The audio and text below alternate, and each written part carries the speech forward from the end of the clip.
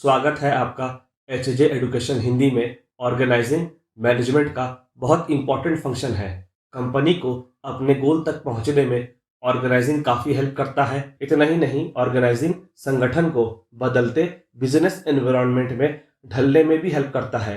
अब तक हमें इतना तो समझ आ गया होगा कि ऑर्गेनाइजिंग बिजनेस के लिए कितना इंपॉर्टेंट है। चलिए एक एक कर ऑर्गेनाइजेशन के लिए ऑर्गेनाइजिंग के महत्व को समझने का प्रयास करते हैं। सबसे पहला है एडवांटेजेस फ्रॉम स्पेशलाइजेशन। ऑर्गेनाइजिंग में पूरे काम को छोटे छोटे एक्टिविटीज में बांट दिया जाता है और हर एक एम्प्लॉय को पूरे काम का एक छोटा हिस्सा मिलता है। अब एक ही काम को बार बार करने से एम्प्लॉय को उस काम में स्पेशलाइजेशन आ जाता है। एम्प्लॉय धीरे धीरे कर उस काम का विशेषज्ञ होने लगता है। इसके अलावा क्योंकि एक व्यक्ति पूरे काम का एक छोटा हिस्सा कर रहा होता है तो उस पर पूरे काम का बर्डन भी नहीं आता। इससे उसके काम करने का ओवरऑल एफिशिएंसी बढ़ जाता है।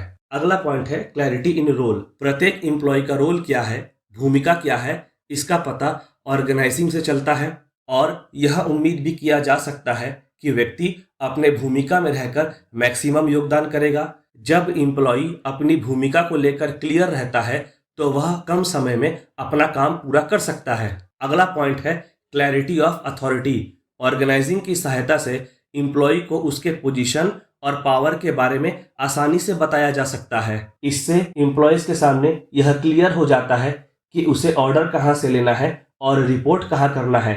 अगला पॉइंट है कोऑर्डिनेशन। अब एम्प्लॉय अपने पोजीशन पावर को लेकर क्लियर हो गया है। वह ये भी समझ गया है कि उसे ऑर्डर कहाँ से लेना है और रिपोर्टिंग कहाँ करना है। इससे आपस में कोऑर्डिनेशन इंप्रूव तो होता ही है, साथ ही साथ सद्भावना भी बढ़ती है।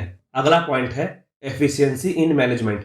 ऑर्गेनाइजिंग यह इंश्योर करता है कि जितने भी एक्टिविटीज को परफॉर्म करना है वे सारे एक्टिविटीज का परफॉर्मेंस हो और काम का ड्यूप्लीकेशन ना हो, मतलब एक काम को बार बार ना करना पड़े। इसके अलावा सभी एक्टिविटीज में कोऑर्डिनेशन, सामंजस्य भी हो। इन सब की वजह से काम का मैनेजमेंट, ऑर्गेनाइजेशन का मैनेजमेंट बड़े अच्छे से हो पाता है। अगला पॉइंट है यूटिलाइजेशन ऑफ रिसोर्सेज। ऑर्गेनाइजिंग यह इंश्योर करता है कि ऑर्गेनाइजेशन अपने संसाधन का प्रॉपर यूटिलाइजेशन करे और यह भी बताता है कि कौन सा रिसोर्सेज का उपयोग कहाँ होगा। अलग अलग काम को उसके इम्पोर्टेंस के हिसाब से रिसोर्सेज प्रदान की जाती है। इससे रिसोर्सेज का वेस्टेज होने का संभावना भी कम हो जाता है। अगला पॉइंट है growth of human resources. Organizing यह सुनिश्चित करता है कि इंडिविजुअल को उसके स्किल के हिसाब से काम मिले। जब काम करने का स्किल और काम का मैच होगा तो एम्प्लॉय का विकास होगा और इसके साथ साथ एम्प्लॉय का ग्रोथ भी होगा। उनके सोचने के तरीके में इनोवेशन आएगा, नवीनता आएगा और वे अपने काम में दक्ष होते जाएंगे। ऑर्गेनाइजिंग प्रोसेस का नतीजा होता है ऑर्गेनाइजेशन स्ट्रक्चर। जब ऑर्गेनाइजेशन का साइज ग्रो करता है तब खासकर ऑर्गेनाइजेशन स्ट्रक्चर का रिक्वायरमेंट बढ़ जाता है। इसका कारण यह है कि अच्छा ऑर्गेनाइजेशन स्ट्रक्चर ऑर्गेनाइजेशन के प्रॉफिट को बढ़ाने में हेल्प करता है, पर साथ ही साथ हमें यह भी याद रखना होगा कि गलत ऑर्गेनाइजेशन स्ट्रक्चर से नुकसान भी होता है। वह स्ट्रक्चर जिसमें मैनेजरियल टास्क और ऑपरेटिंग टास्क परफॉर्म किए जाते हैं उसे ऑर्गेनाइजेशन स्ट्रक्चर कहते हैं। ऑर्गेनाइजेशन के मैनेजमेंट से जुड़े टास्क को मैनेजरियल टास्क कहेंगे और ऑर्गेनाइजेशन को चलाने के लिए जो भी टास्क किए जाते हैं उन्हें ऑपरेशनल टास्क कहेंगे। ऑर्गेनाइजेशन स्ट्रक्चर को एक सिस्टम भी कहा जा सकता है जो यह बताता है कि किस प्रकार गोल को अचीव करने के लिए अलग अलग एक्टिविटीज परफॉर्म की जाती हैं। अच्छा ऑर्गेनाइजेशन स्ट्रक्चर हर एम्प्लॉय का अथॉरिटी और रिस्पॉन्सिबिलिटी के बारे में बताता है और इतना ही नहीं, ऑर्गेनाइजेशन में अलग अलग एम्प्लॉयज के बीच रिलेशनशिप को भी ऑर्गेनाइजेशन स्ट्रक्चर बताता है। अगर ऑर्गेनाइजेशन स्ट्रक्चर सही होता है तो कम्युनिकेशन का प्रोसेस भी स्मूथली चलता है और सारे एक्टिविटीज में बेहतर तरह से कंट्रोल किया जा सकता है। चलिए जानते हैं कि अलग अलग ऑथर ऑर्गेनाइजेशन स्ट्रक्चर के बारे में क्या कहते हैं।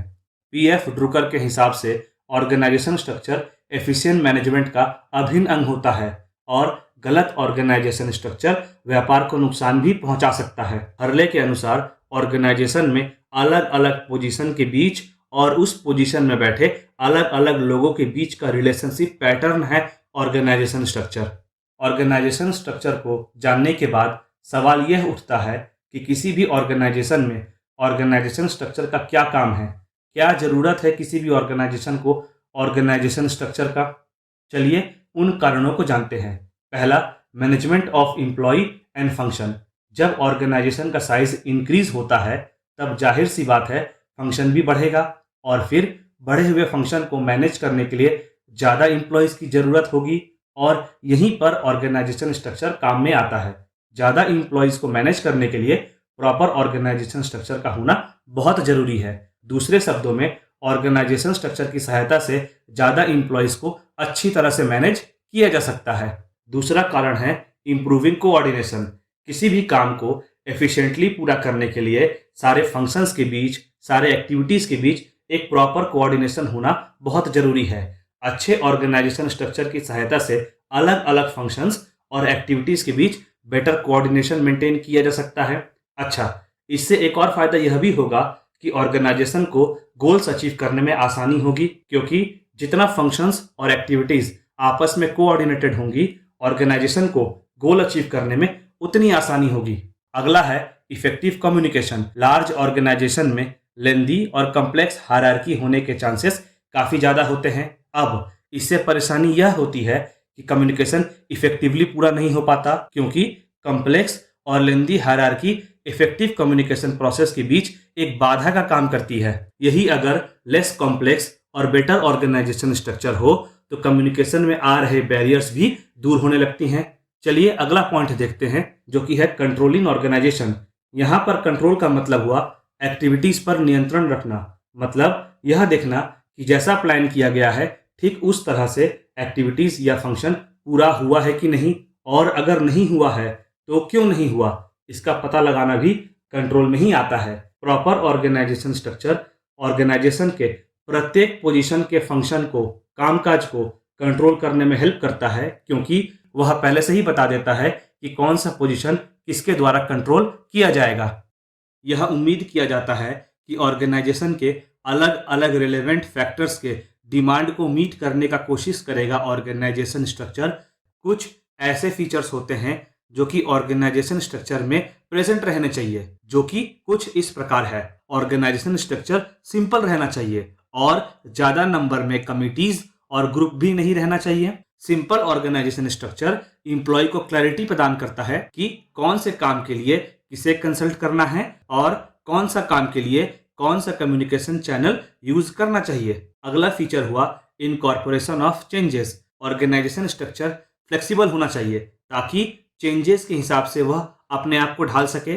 इसे ऐसे भी कहा जा सकता है कि ऑर्गेनाइजेशन स्ट्रक्चर को फ्यूचर के लिए तैयार रहना चाहिए। अगला है line of authority. Line of authority को लेकर के भी क्लैरिटी होना बहुत जरूरी है। इसका मतलब यह हुआ कि प्रत्येक एम्प्लॉय इस बात को लेकर क्लियर रहे कि उसे क्या अचीव करना है और प्रत्येक एम्प्लॉय के साथ ऑफिशियल लेवल पर क्या रिलेशनशिप मेंटेन किया जाएगा, इसको लेकर के भी क्लैरिटी होना बहुत जरूरी है। चलिए अगले फीचर को देखते हैं, जो कि है अकाउंटेबिलिटी। काम के प्रति जवाबदेही या यूं कहें अकाउंटेबिलिटी का होना भी बहुत जरूरी है। ऐसा अरेंजमेंट होना चाहिए कि एम्प्लॉय को जो भी काम असाइन किया गया है उस काम के प्रति वह जवाबदेह रहे, और इतना ही नहीं, उस काम के रिजल्ट्स के प्रति भी एम्प्लॉय का जवाबदेही रहना चाहिए।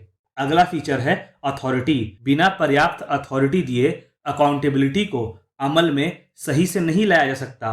कहने का मतलब हुआ, जिस एम्प्लॉय के भरोसे काम सौंपा गया है उसे उस काम से रिलेटेड कुछ अथॉरिटी भी देना चाहिए ताकि वह उस काम से जुड़े डिसीजंस ले सकें। इससे उम्मीद के अनुसार काम पूरा होने की संभावना बढ़ जाती है और काम सही से पूरा भी होता है। अगला पॉइंट है हायरार्की। ऑर्गेनाइजेशन का हायरार्की सिंपल होना चाहिए। बहुत सारे मैनेजमेंट लेवल होने से आपस में कम्युनिकेशन प्रोसेस सही से पूरा नहीं हो पाएगा। ऐसा इसलिए जितना कॉम्प्लेक्स हायरार्की होगा, कम्युनिकेशन प्रोसेस के इफेक्टिव होने के चांसेस उतने कम होंगे। कम्युनिकेशन प्रोसेस को पूरा होने में ज़्यादा समय लगेगा और मैसेज का डिस्टॉर्शन होने का चांसेस भी बढ़ जाएगा। अगला पॉइंट है डिसीजन मेकिंग। ऑर्गेनाइजेशन में प्रत्येक एम्प्लॉय इंपॉर्टेंट होता है।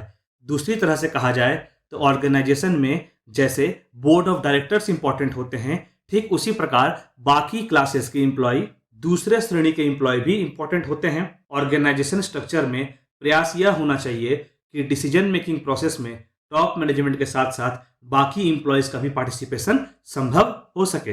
ऑर्गेनाइजेशन स्ट्रक्चर की सहायता से ऑर्गेनाइजेशन का काम स्मूथली पूरा होता है। अब अगर एक प्रॉपर ऑर्गेनाइजेशन स्ट्रक्चर होगा तो इम्प्लॉयज को अपने रोल समझने में आसानी होगी और ऑर्गेनाइजेशन के लिए गोल सेट करना आसान होगा। इसके अलावा ऑर्गेनाइजेशन अपने डिसीजंस को आसानी से ले पाएगा, व्यापार को एक्सपेंड करने के बारे में सोच पाएगा, कामकाज एफिशिएंसी से कैसे पूरा हो इसके संबंध में विचार कर पाएगा, इम्प्लॉयज का परफॉर्मेंस कैसे इंक्रीज हो इस पर विचार कर पाएगा आदि। इस वीडियो में हम लोग ऑर्गेनाइजेशन स्ट्रक्चर के कुछ कॉमन टाइप्स के बारे में डिस्कस करेंगे। पहला है पैरेलल ऑर्गेनाइजेशन स्ट्रक्चर। इस प्रकार के ऑर्गेनाइजेशन स्ट्रक्चर में top level managers basic function को अलग अलग पार्ट में डिवाइड कर देता है और जॉब का एनालिसिस करने के बाद यह डिसाइड किया जाता है कि कौन सा जॉब किया जाएगा, जॉब किस प्रकार किया जाएगा, जॉब कौन परफॉर्म करेगा आदि। इस टाइप ऑफ ऑर्गेनाइजेशन स्ट्रक्चर में सीधे मैनेजिंग डायरेक्टर से डायरेक्शंस आती है जो कि जनरल मैनेजर तक पहुंचती है। फिर जनरल मैनेजर से होते हुए direction purchase manager, production manager, finance manager आदि तक पहुंचती है। इस तरह से अथॉरिटी और अकाउंटेबिलिटी भी ट्रैवल करती है। कहने का मतलब है अथॉरिटी और अकाउंटेबिलिटी का फ्लो भी इसी तरह से होता है। अगला ऑर्गेनाइजेशन स्ट्रक्चर है सर्कुलर ऑर्गेनाइजेशन स्ट्रक्चर। इस ऑर्गेनाइजेशन स्ट्रक्चर में ऑब्जेक्टिव्स का डिटर्मिनेशन यानी ऑब्जेक्टिव को तय करने का काम, इंपॉर्टेंट मैटर्स पर डिस्कशन, बजट का अप्रूवल टॉप लेवल मैनेजमेंट के द्वारा किया जाता है। दूसरे तरह से कहा जाए तो top level management objective determine करता है, इंपॉर्टेंट मैटर पर डिसीजन लेता है और बजट अप्रूव करता है। टॉप लेवल मैनेजमेंट के द्वारा लिया गया डिसीजन को मिडिल लेवल मैनेजमेंट इंप्लीमेंट करता है। अगर मिडिल लेवल मैनेजमेंट को कोई डिसीजन लेना है, मिडिल लेवल मैनेजमेंट का डिसीजन भी टॉप लेवल मैनेजमेंट के हिसाब से ही होता है। अब लोअर लेवल मैनेजमेंट का काम यह होता है कि लिए गए डिसीजन पे काम करे और इस डिसीजन को रियलिटी में बदले। इस प्रकार के ऑर्गेनाइजेशन स्ट्रक्चर में सारे लेवल्स ऑफ मैनेजमेंट आपस में मिलकर काम करते हैं ताकि ऑर्गेनाइजेशन अपने गोल्स को अचीव कर सके। चलिए अगले प्रकार के ऑर्गेनाइजेशन स्ट्रक्चर को देखते हैं जो कि है लाइन ऑर्गेनाइजेशन स्ट्रक्चर। सबसे पुराना और सबसे सिंपल ऑर्गेनाइजेशन स्ट्रक्चर होता है लाइन ऑर्गेनाइजेशन स्ट्रक्चर।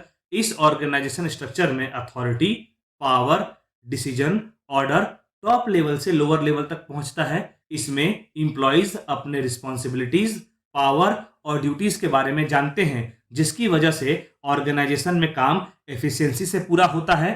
यह ऑर्गेनाइजेशन स्ट्रक्चर फ्लेक्सिबल होता है। अगला है स्टाफ ऑर्गेनाइजेशन स्ट्रक्चर। इस प्रकार के ऑर्गेनाइजेशन में एक्सपर्ट्स को काम में लगाया जाता है जिनका काम होता है कि वो ऑर्गेनाइजेशन को एडवाइस करें। आमतौर पर स्टाफ ऑर्गेनाइजेशन कमांड और डायरेक्शन नहीं देते हैं। इस प्रकार के ऑर्गेनाइजेशन स्ट्रक्चर की वजह से स्पेशलाइजेशन का बेनिफिट ऑर्गेनाइजेशन को मिलता है और मैनेजमेंट का एफिशिएंसी भी इंक्रीज होता है। अगला ऑर्गेनाइजेशन स्ट्रक्चर है लाइन एंड स्टाफ ऑर्गेनाइजेशन। यह organization structure line organization structure और स्टाफ ऑर्गेनाइजेशन स्ट्रक्चर का मिक्सचर होता है। अथॉरिटीज गोल को एस्टैब्लिश करते हैं और डायरेक्शन देते हैं जिन पर बाकी वर्कर्स काम करते हैं। हर एक डिपार्टमेंट का एक डिपार्टमेंटल हेड होता है। इसके अलावा एक्सपर्ट्स भी होते हैं जो एडवाइस देते हैं ऑर्गेनाइजेशन को। इनका काम होता है लाइन मैनेजर्स को एडवाइस करना कि किस प्रकार एफिशिएंसी से काम पूरा किया जा सकता है। अगला है फंक्शनल ऑर्गेनाइजेशन स्ट्रक्चर। इस प्रकार के ऑर्गेनाइजेशन स्ट्रक्चर में अलग अलग डिपार्टमेंट की सहायता से ऑर्गेनाइजेशन के फंक्शन को परफॉर्म किया जाता है। एक डिपार्टमेंट का फंक्शन एक एक्सपर्ट को सौंप दिया जाता है और वह डिपार्टमेंट से जुड़े सारे फंक्शंस को पूरा करता है। और इतना ही नहीं, वो अपने काम के लिए अपने अपर लेवल मैनेजमेंट को अकाउंटेबल भी रहता है यानी जवाबदेह भी रहता है। अगला ऑर्गेनाइजेशन स्ट्रक्चर है प्रोजेक्ट ऑर्गेनाइजेशन स्ट्रक्चर। यहाँ प्रत्येक प्रकार के जॉब के लिए एक डिपार्टमेंट क्रिएट किया जाता है और जैसे ही काम पूरा हो जाता है वैसे ही उस डिपार्टमेंट को बंद कर दिया जाता है या यूं कहें शट डाउन कर दिया जाता है। चलिए अगले ऑर्गेनाइजेशन स्ट्रक्चर की ओर चलते हैं जो कि है फॉर्मल ऑर्गेनाइजेशन स्ट्रक्चर। किसी भी स्पेसिफिक टास्क को परफॉर्म करने के लिए फॉर्मल ऑर्गेनाइजेशन को बनाया जाता है। एम्प्लॉइज की अथॉरिटी और रिस्पॉन्सिबिलिटीज को क्लियरली डिफाइन किया जाता है और ऑर्गेनाइजेशन का गोल अचीव करने के लिए अलग अलग एक्टिविटीज में एक सिस्टमैटिक कोऑर्डिनेशन मेंटेन किया जाता है। अगला ऑर्गेनाइजेशन स्ट्रक्चर है informal organization structure. Formal organization structure से ही इनफॉर्मल ऑर्गेनाइजेशन स्ट्रक्चर निकल कर आता है। इनफॉर्मल ऑर्गेनाइजेशन स्ट्रक्चर में कोई भी स्पेसिफिक रिटन रूल्स नहीं होता है। यहाँ तक कि कम्युनिकेशन करने के लिए भी कोई भी फिक्स्ड रूल नहीं होता। एम्प्लॉयज़ के आपस में interaction, friendship, personal like dislike, emotion के वजह से ऑर्गेनाइजेशन स्ट्रक्चर बनता है और इसी के आधार पर एम्प्लॉयज़ आपस में काम करते हैं।